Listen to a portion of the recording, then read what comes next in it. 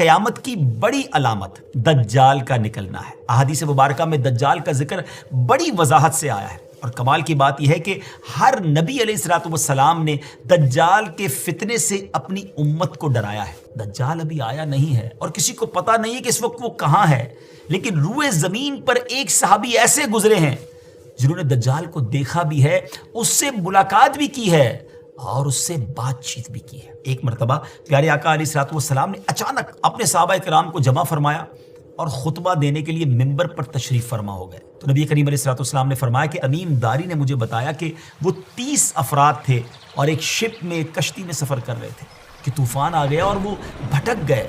تقریباً مہینہ بھر وہ سمندر میں گھومتے رہے اور ایک دن سورج غروب ہونے کے وقت ایک نامعلوم آئلینڈ پر پہنچے۔ انہیں وہاں سیاہ رنگ کی مخلوق نظر آئی جس کے جسم پر بال بہت زیادہ تھے۔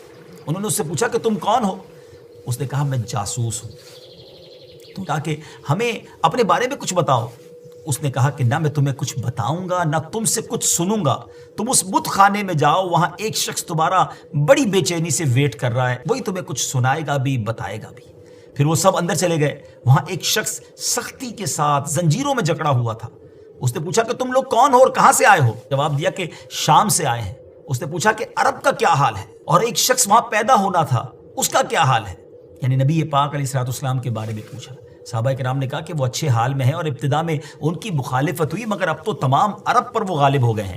اس نے کہا اچھا زغر کے چشمے کا کیا حال ہے؟ انہوں نے جواب دیا کہ وہ بھی اچھی حالت میں ہے، لوگ اس سے پانی پیتے ہیں، اس سے کھیتی باڑی بھی کرتے ہیں۔ پھر اس نے پوچھا کہ عمان اور بیسان کی کھجوروں کا کیا حال ہے؟ انہوں نے کہا کہ اس میں ہر سال پھل آتے ہیں۔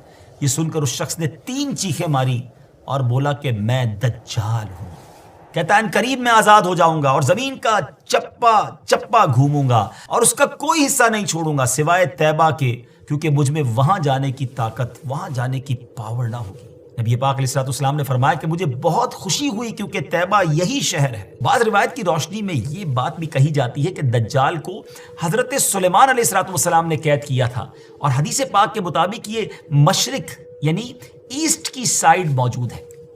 دجال کا فتنہ تاریخ انسانی کی ابتدا سے لے کر انتہا تک تمام فتنوں سے بڑا اور خطرناک فتنہ ہے۔ مختلف احادیث میں دجال کا جو حلیہ بتایا گیا ہے وہ یہ ہے کہ دجال ایک جوان مرد ہوگا، لمبا قد ہوگا، جسم بہت موٹا ہوگا، ایک آنکھ سے کانا ہوگا اور ایک کانی آنکھ ایسی ہوگی جیسے پھولا ہوا انگور، اور جبکہ اس کی ایک آنکھ خون آلود ہوگی۔